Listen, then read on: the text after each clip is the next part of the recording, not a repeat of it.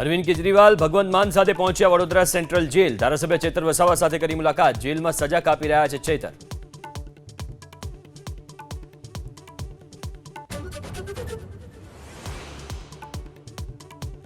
સંઘ પ્રદેશ દીવ દમણ દાદરા નગર હવેલીમાં એનાલોગ પર પ્રતિબંધ। પનીરના નામે વેચાતા એનાલોગ પર 1 વર્ષ માટે મુકાયો પ્રતિબંધ।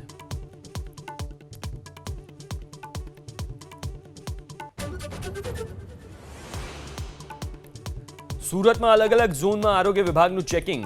ઉપવાસમાં વપરાતો લોટ અને ફરાળી ચીજ વસ્તુઓના લેવાયા સેમ્પલ। 14 દિવસ બાદ આવશે રિપોર્ટ।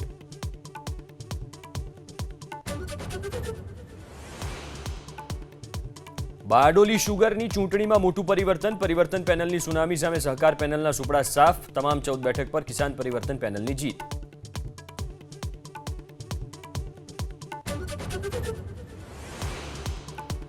પાવર ગ્રીડ લાઇનના વિરોધમાં ભરૂચ જિલ્લાના ખેડૂતો ફરી એકવાર આંદોલનના માર્ગે। યોગ્ય વળતરની માંગ સાથે વિશાળ ટ્રેક્ટર રેલી। પોલીસ સાથેની રકઝક બાદ કર્યો ચક્કાજામ।